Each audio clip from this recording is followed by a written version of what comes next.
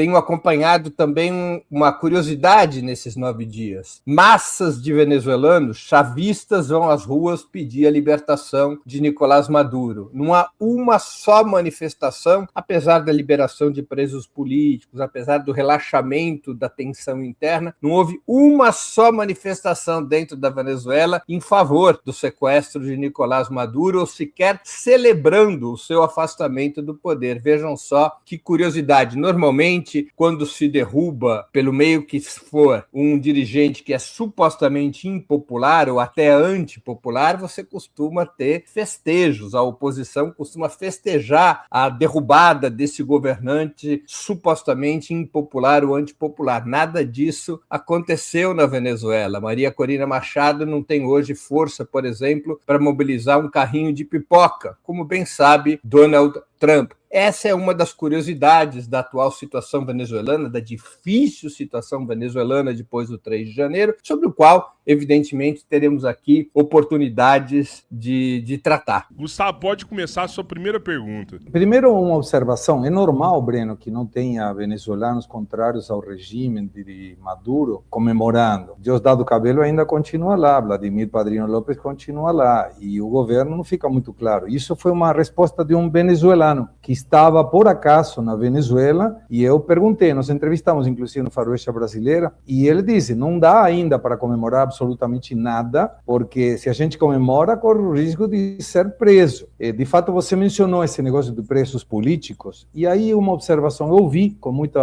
atenção um programa do teu canal, mas aí você fez uma afirmação que me chamou a atenção. A primeira foi que na Venezuela tinha menos presos políticos que no Brasil. Então a pergunta seria, se tem presos políticos, não é uma democracia. A democracia não tem que ter preso político. A diferença de político preso, como já tivemos aqui no Brasil, por causa de corrupção. Mas quando você sinaliza que na Venezuela tem menos preso político e toma um informe o Foro Penal, que liberaram 116 presos ontem, parece, e que tem ainda, segundo eles, 803. Primeira pergunta, então quantos presos tem políticos no Brasil como para ter mais presos políticos que na Venezuela? E a pergunta é, uma democracia tem que ter preso político? Em todas as democracias há presos políticos. Quem são os presos políticos da democracia? Aqueles que atentam contra o Estado de Direito e contra a Constituição, aqueles que tentam golpes de Estado contra a democracia. As democracias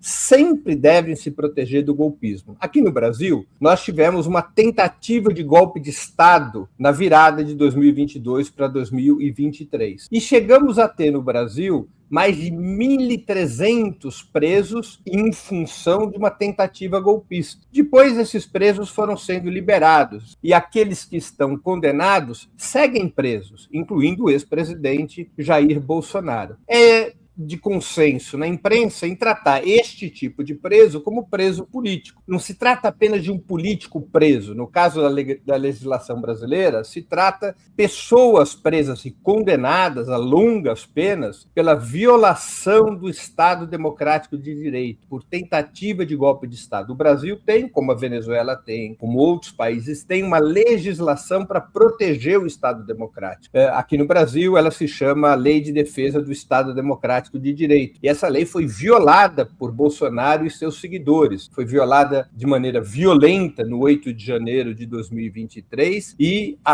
também foi violada na trama golpista comprovadamente comandada por Bolsonaro, que pretendia, com apoio das Forças Armadas, impedir a posse do presidente Lula e até mesmo matá-lo a ele, matar ao presidente Lula, então eleito, ao vice-presidente Geraldo Alckmin e ao ministro da Corte Suprema, Alexandre de Moraes. Então, no Brasil, você teve e tem presos políticos. Num determinado momento, foi o que eu disse na entrevista, no Brasil, num determinado momento, houve mais presos em função de uma tentativa golpista que na própria Venezuela, ainda que a tentativa golpista na Venezuela em julho de 2024 tenha sido muito mais violenta que no Brasil. Se compararmos a tentativa golpista no Brasil com a tentativa golpista na Venezuela, no Brasil foi quase um passeio no parque. Na Venezuela, a oposição recorreu à extrema violência, houve morte, houve ataques contra instituições por todo o país e essas pessoas foram condenadas por recorrerem à violência, à ilegalidade e ao golpismo contra o processo eleitoral. Isso não diz respeito apenas ao Brasil e à Venezuela. Vários países têm presos políticos. Os Estados Unidos mesmo, Gustavo Segré, os Estados Unidos mesmo têm hoje 49 presos políticos, alguns deles presos há mais de 50 anos. São os antigos militantes e dirigentes dos Panteras Negras, do Weatherman Underground e de outras organizações que participaram da luta pelos direitos civis e da luta contra a Guerra do Vietnã, ainda no final dos anos 60 e início dos anos 70, e foram denunciados por terem se envolvido nesses protestos em atividades violentas. E estão há décadas na cadeia. E você vai ter preso político na Espanha, e você tem preso político na Alemanha. Em vários países há presos de direita ou de esquerda que recorreram à violência contra o Estado Democrático de Direito. Portanto, é natural que na democracia haja presos políticos. Quem são os presos políticos da democracia numa situação normal? Aqueles que recorrem ao golpe de Estado. No caso do Brasil, os bolsonaristas. No caso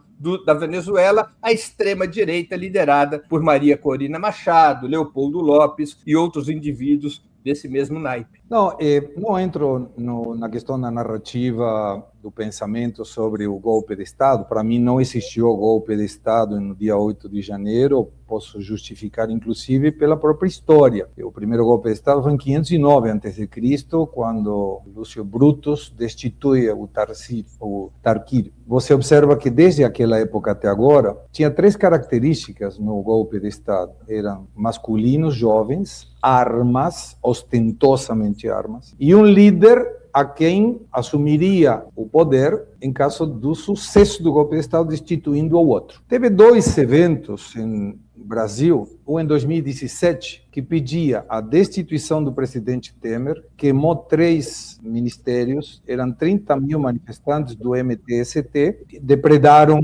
exatamente igual, pediam a saída do Temer, e nesse momento foi catalogado como uma manifestação política. Se você traz a imagem e coloca no dia 8 de janeiro, não teve muita diferença, mas essa do dia 8 de janeiro foi considerado um golpe de Estado. De qualquer maneira, não entrou no mérito, a esquerda defende isso, a direita não defende isso, obviamente, mas me chama a atenção porque o conceito do preso político, Breno, é um preso por opinião, não é um preso político quando você tem uma sentença, aí é um preso judicial. Teve um processo legal e esse processo legal culminou numa sentença. Então não é político. Político, quando pensa diferente, se tem um processo legal, deixa de ser um preso político e passa a ser um criminoso pelo motivo que seja. Então, nesse ponto, temos uma discrepância do conceito. Se a pessoa é criminosa, não é politicamente presa. Tem que estar presa porque é criminoso. E, de novo, não entro no mérito, considero uma farsa o processo contra os golpistas do 8 de janeiro, pessoas com Bíblia. Foi o primeiro golpe no mundo em que, se alguém que não era Lula, porque não estava, ou seja, foi o primeiro golpe idiota de ir a pedir a destituição do presidente que não estava. E se o Lula tivesse dito em Araraquara, eu me rendo, entrego para quem o poder? Não tinha ninguém, era para o vendedor de sorvete, talvez, porque não tinha outra pessoa. Mas voltando à Venezuela, eu fui convidado a dar uma palestra em Venezuela, há uns 4 anos atrás. Naquele momento me ligaram da Embaixada Argentina, me indicando que não fosse, porque eu corria risco, a minha liberdade corria risco. Eu não tinha manifestado nada, e não era contra o governo do Maduro especificamente. Então, como funciona essa democracia em que eu não posso dar uma palestra porque corro o risco da minha liberdade apenas por pensar diferente? Breno, sua primeira pergunta, 2 minutos, claro. Se quiser comentar. Antes de fazer a minha pergunta, 2 rápidos comentários. Bolsonaro não está preso por golpe de Estado, mas por tentativa de golpe de Estado, conforme prevê a legislação brasileira. E na Venezuela, eu aqui deixei bem claro, presos políticos é o termo que é utilizado pela imprensa, mas efetivamente essas pessoas todas estão presas na Venezuela, como no Brasil, por tentativa de golpe de Estado. Isso é um grave crime na democracia e elas devem estar na cadeia, porque não se pode recorrer à violência para derrubar um governo constitucional. Nem no Brasil, onde Bolsonaro liderou uma conspiração para impedir a posse do presidente Lula e até mesmo matá-lo, nem na Venezuela, onde também se recorreu à máxima violência.